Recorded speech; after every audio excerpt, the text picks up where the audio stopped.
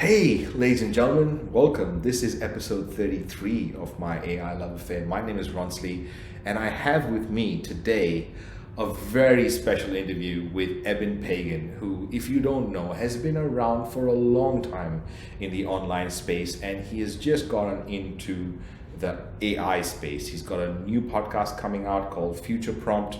He is very influential not only in the business world but in the relationship world and also now in the AI world. We talk about some really interesting topics, including how to align artificial intelligence to do the right thing, how to use it in your business, how to make the most impact while using it, and how to make sure that you're growing with this new augmented intelligence that we're all experiencing.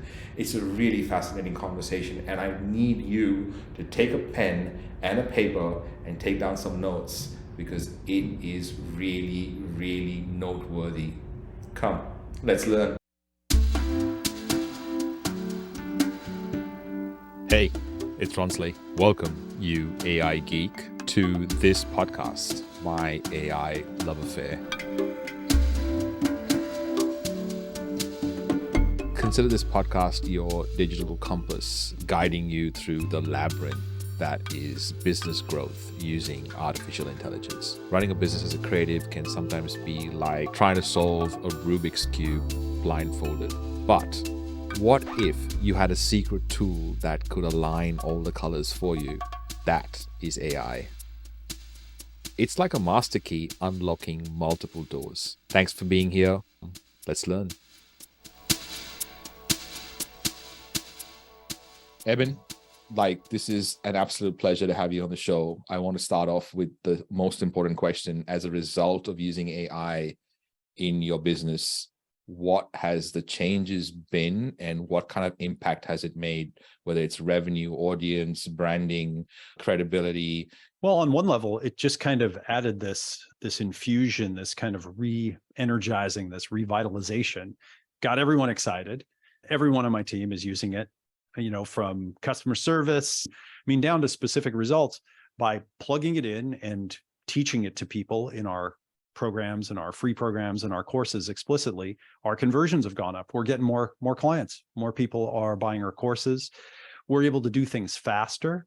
I had a 90-day course, and now we're teaching a 6-week version of it. And so I lowered the price so that more people could be part of the program, which feels great. And so then our conversion is going up. And just a lot of things are working better. Well, first of all, I want to say it's such an honor and a pleasure to have you on the show. I want to get that on recording because I've been following your work, like most of us who feel like young people in the online space for a long time. And I know you started the whole virtual working from a laptop in 2001, and you've been on this journey ever since. When you look at artificial intelligence and you've seen a lot of the things that have come in the industry, how does that compare? What are you seeing that you can relate back to something, or maybe there's nothing that has happened in your career that looks anything like artificial intelligence and the impact that it's having?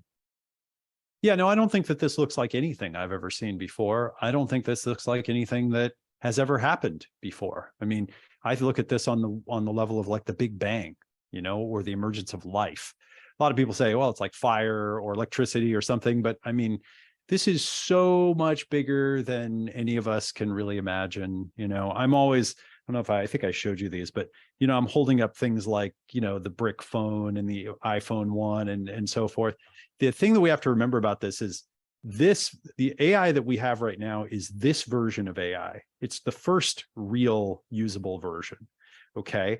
And it's not growing as fast as these things. It's growing like 10 times as fast as these. And so it is just massive. While we're landing this plane and this conversation, but you talk about different aspects right now and the speed at which things are going. It does feel like the definitions of fiction are changing as well as the definition of intelligence. Absolutely. Yeah.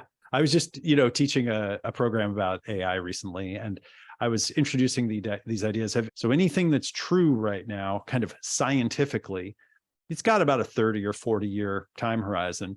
And now with AI, it's even going to be shorter. And so yeah, the whole nature of everything is changing. Like we have to get used to a world where truth, like everyone's getting all up, uptight about truth and making meaning and everything else. It's like, I'm kind of like, well, okay, but what about adapting to new truths? We can be more authentic and we can be more honest and we can be more, real and true. But we need to be more adaptable. We have to have flexible minds, and we have to get that there are forces that are coming right now that no one, literally, we just couldn't have imagined. You've been doing a lot of work, so maybe I'd love to get a recap on the kind of work you have been doing in artificial intelligence, because you're speaking from a place of being involved in some of these conversations, what you've been doing and what is part of your repertoire right now when it comes to seeing what is possible from a business perspective, obviously. Yeah. Well, it's interesting. The way I got first involved with it, I've been looking at it casually for 15 or 20 years, watching the horizon of it and so forth. And maybe about, I don't know, 8 or 9 years ago, I was reading a lot of futurism news, and it just started to get too complex. I couldn't follow it all. And so I started a little project to summarize futurism news, but it was humans that were doing it. And I originally had 2 humans, 2 intern guys that would every day read like 60 or 70 websites, and they would summarize maybe 8 or 10 little articles and then put them on this little website. And then Peter Diamandis, the futurist, and we threw in together and we kind of restarted the business 4 or 5 years ago. And we hired a couple of AI developers to come and build a platform. And now that platform is called Daily. Okay. And I'm not trying to pitch the platform, but I was saying as an example, all of a sudden now we've got this tool that will use AI to write an email newsletter that's custom to your interests.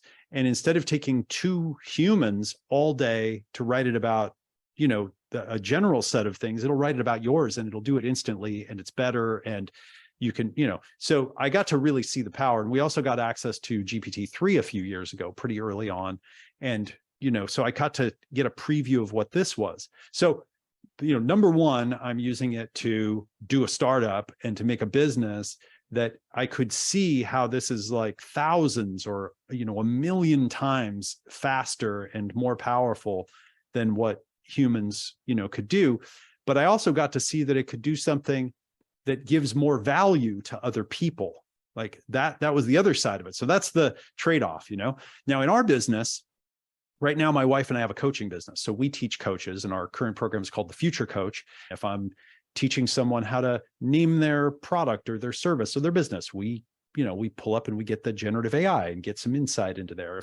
If I'm creating a marketing piece, I will sit down and get ideas from it, and or get subject line ideas. Now, I personally, some of my friends and some people who are using it, they get super deep into prompting and they try to make a prompt so that the AI will actually do all the work for them, so they don't have to do it.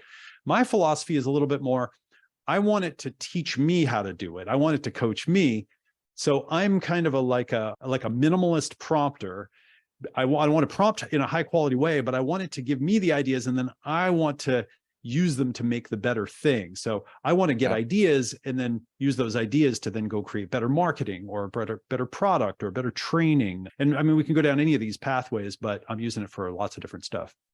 No, it's beautiful. I love even hearing you talk about it. When I was thinking about my business and we created a new business on AI, I wanted to wrap it around some commandments or like some values and principles. And one of the principles in there is, thou shalt not be an intelligent being fearing intelligence. And I feel like, first of all, our first reaction comes as a very fear-based reaction, but there might not necessarily need to be one. What are your thoughts on that? Well, I go down all these rabbit holes as well. And the choice I've made, Ronsley, is to be 80% optimistic, 20% pessimistic. I'm like a Pareto pessimist, And so, but the 20% is important. Number one, emergence. Okay. In other words, a higher order coming out of a lower order, an emergent property, is always a surprise.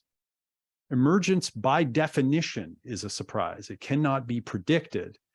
So we don't know what's going to happen. And I try to keep that, like my definition of humility, like one of them is, but my main definition of humility is just knowing that you don't know.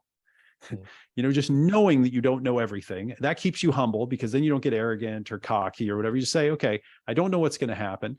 And It's very powerful. We don't know the nature of it. We don't know the nature of our own cognition. We have no idea how we have self-awareness and, the hard problem of consciousness and so forth. So we don't know what's going to happen.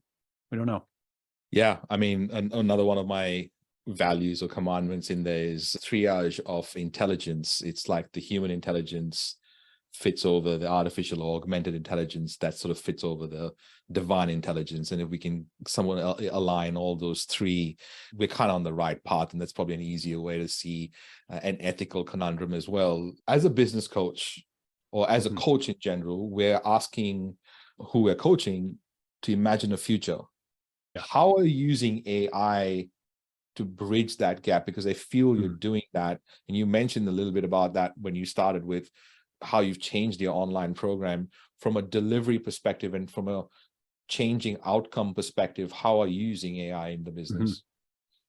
So we kind of are moving through life and looking around, and then we'll see somebody doing a particular thing, or we'll see a particular type of art, or we'll see a lifestyle or something, or the way someone's explaining something. We say, that's it.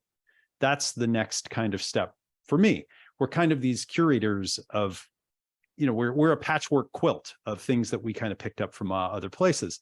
And so to me, right, intelligence is about thinking, and it's about ideas. It's about, you can make a model of this experience that's happening right here in your mind. You can make a little model of it and then run it in your mind.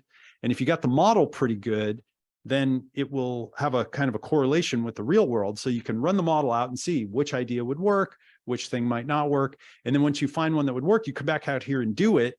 And instead of having to trial and error in the real world like 1,000 times, you can just do it in your mind, save yourself all this time. You can ask it for stuff that's a shadow issue. So you can also put in the skills and the things that you've learned and ask, what are some potential future careers that I might be interested in? Or what's the next skill that I should learn? And have it generate 30 ideas. If you go to a mountain, and let's say you buy a mountain and somebody says like, this is the richest gold mountain in the world. Okay. You're not going to walk up to the mountain with your hammer and just like hit it and gold is going to fall out. There's still going to be almost none in there. And you've got to go dig in a bunch of places until you find the vein. And then you find the vein, and then you dig, and then you find, kind of the mother lode. So I think it's the same thing with the generative intelligence is you find ideas and then you follow them down and you develop them. And then once you get a good one, you go, okay, let me take this and then go and integrate it into who I'm being and then go use it in the world. I love it. It's like I'm constantly, people are asking me, how do you use AI? And I'm like, well, you can use AI to start, you can use AI during, and then you can use AI to finish any sort of projects, right? It's such a powerful tool. When it first came out, ChatGPT, I was playing with it and I realized, oh, I could write my daughter a story. And so I put in there, and it just wrote this amazing story. And I just went and sat down and started reading it to her. But related to that, a few months ago, she had read this series of books called Wings of Fire. And it's about dragons. And it was a whole series of books, and she really loved them, And so I had been looking for books for her and thinking, how can I find others? So I was searching on Google and I was reading reviews on Amazon, and like multiple nights, like hours and hours of time trying to find some. And then it hit me, oh, I should go ask the generative intelligence. So I went to, GPT-4 and I said, okay, my daughter's 10 and she liked Harry Potter and she liked this book series, Wings of Fire. What are other book series? You know what? It gave me a bunch that I had not found that they were not on my radar. Didn't find them on Amazon, didn't find anyone talking about them. And I was able to buy several kind of first books from series. You can just use it for things that have such big leverage in the long run. Well, I love doing these interviews primarily because it just opens my perspective and my view. Every time I'm having a conversation with someone, I'm learning and seeing things and having perspectives that would have never crossed my mind and never crossed my path. Thank you, Eben, for all the work that you do. Thank you for the work you've done to help some of us be even in the online space, but some of the work that you're currently doing and even the way you think really is insightful and very motivational. So thank you for everything. Thank you for being on the show. Thank you, Ronsley. Great jam session.